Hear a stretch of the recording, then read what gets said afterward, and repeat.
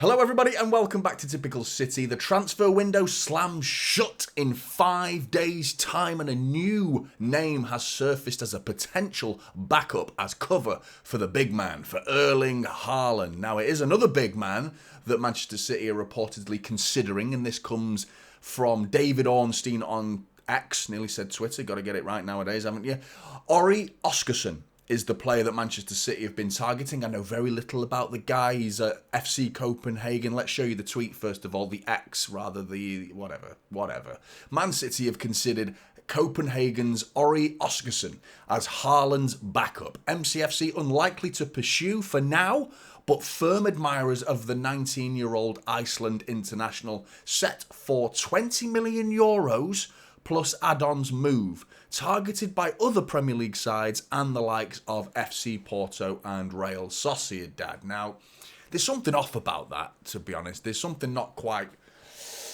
I don't know. We're talking about an exclusive here. The exclusive that Manchester City are considering and are also unlikely.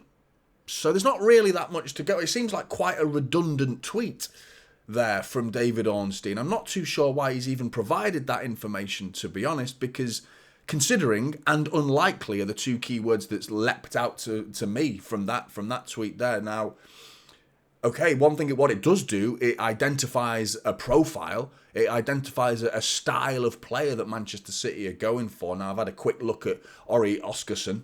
Keep nearly saying Ozarkson, the way it's spelled. That's a great show, by the way. Not as good as Breaking Bad, but, you know, it's a good show. The one thing he won't do is command minutes. Being a 19-year-old lad, you're playing under the shadow of Erling Haaland, which is going to be the ongoing problem for any striker that Manchester City target. Now, let's have a quick look at his stats.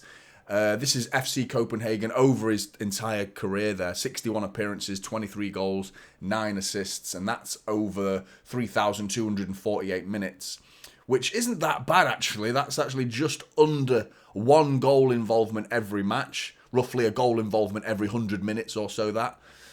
Which isn't bad at all, because he's got assists to his name as well, which shows an ability to get involved in the play as well. Hold-up play is good.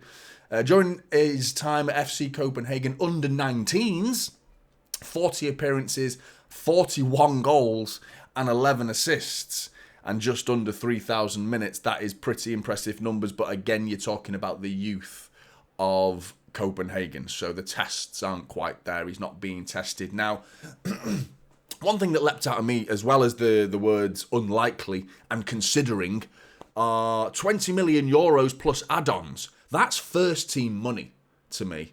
That's a lot of money. Now, the Danish club would absolutely snap your hands off for that. I imagine they'd be very, very happy to receive €20 million for a 19-year-old lad with only really the only talent that's coming out of Copenhagen is Rooney.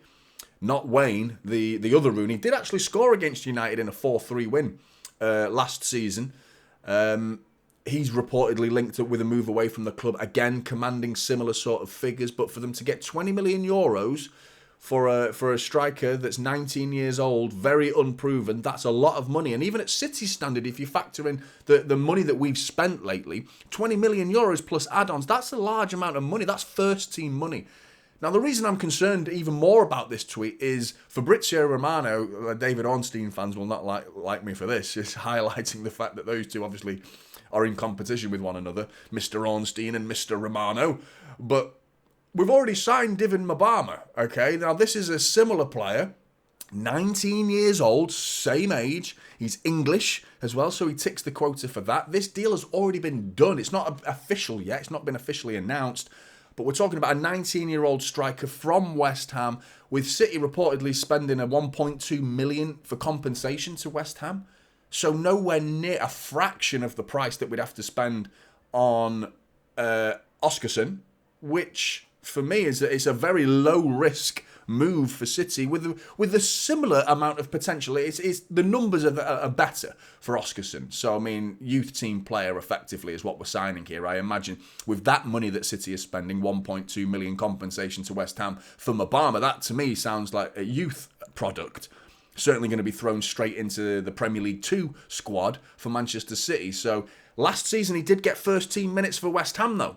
So that's over 9 appearances, and he got 162 minutes to his name. No goals or assists to speak of, but you're talking about 10 minutes here, 15 minutes there. He made, I think it was 5 Europa League appearances. So, yeah, very little minutes at the top level for Divin Mubama.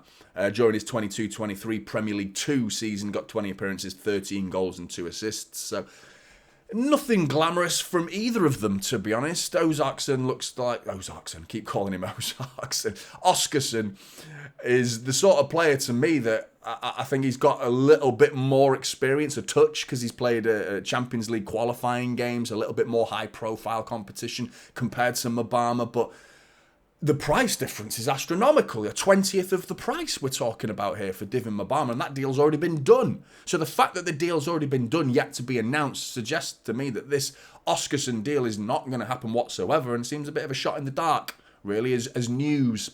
Very unconvincing bit of information, that, to be honest with you. The two profiles are very similar, big. We've got a left foot of Divin Mubama as well, big physical centre forward, very much like Erling Haaland, but you picture in the future of a substitute appearance from these types of players. They are just lesser versions of Erling Haaland. So if you're a defender and you've been looking after Erling Haaland for 80 minutes and you see this substitute coming on, you think, oh, it's the same player. I've got the same physical battle, but a lesser version of Erling Haaland is now coming onto the pitch. It wouldn't strike fear into my soul as a defender. I'd be thinking, oh, good, Haaland's left, and they've brought on the weaker version of Erling Haaland, who's going to be doing exactly the same job, which is why, and I know you've been waiting for me to hear this name, Kyogo Furuhashi is, for me, an ideal candidate. Now, City would have to cough up a lot more money than we would do certainly for Divin Mubama, but, I mean, not that much more compared to Oskarsson, with the fee reportedly around 30 million euros for Kyogo Furuhashi. Now, if you haven't seen my in-depth video about Kyogo, I suggest you go and check that out first of all. But here's a little quick reminder of his stats for you. This is last season, 19 goals and 5 assists. A lot more chances created, as you can see. And in the 22-23 season, 34 goals and 5 assists with a lot less chances created. So a shifting approach to the game there. But the reason why Kyogo, for me, is very much suited, you talk about having that physical battle with Erling Haaland as a centre-back. You've got to look after Erling Haaland all game. And then you see the low centre of gravity, the speed, the agility, the dexterity of Kyogo Furuhashi coming onto the pitch. Straight away, it's a different prospect. You've got a whole different ball game of defending to do now, because he just approaches the game completely differently to Erling Haaland, and that's good. That's a good thing to me, having different options, different styles of players that can do different things. You're bringing on a like for Oskarsson and paying top money for a player to sit on the bench. He'd no doubt be very, very happy to play at Manchester City, and he'll get some decent tutelage under Pep Guardiola. But the same can be said for Divin Mubama. With that deal already been done, this Oskarsson deal makes absolutely no sense to me, which it's a bit of a slow news day as far as I'm concerned for David Ornstein on that one. But it's appreciated that we now can see that City have a certain profile of player that they're targeting.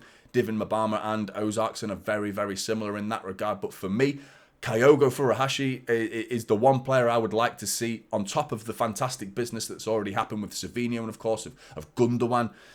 Coming back to the club. It's not been a bad transfer window at all, and if you add Kyogo to it, it is the absolute cherry on the cake for me. It would be a fantastic deal, and give City options as well, which I think is the best thing about the Kyogo deal for me, but that's yet to be announced. Still 50-50 on that one, whether that's even going to happen or not. Pep said he's very happy with his squad, but just waiting to see if there are any potential deals that could happen. For me, Kyogo is the number one. Who is your number one target that you'd like to see City finish off the transfer window, attaining this player? Who would you like to see come into the squad, or are you happy as it is to go forward with the 2 games that we've already played this season in the Premier League plus the Community Shield? We look pretty good. And we have quite a few options. The only concern is obviously losing Haaland to injury. What do we do then? Or losing Rodri to injury. We've seen Gundogan come in as well, so that's sort of been covered a little bit with Kovacic, and that injury isn't reportedly as bad as first fit, so there's some more good news as well. Get in the comments below, let us know your thoughts, Blues. Like and subscribe to Typical City, and I'll see you in the next one. This is Typical City now, holding up silverware.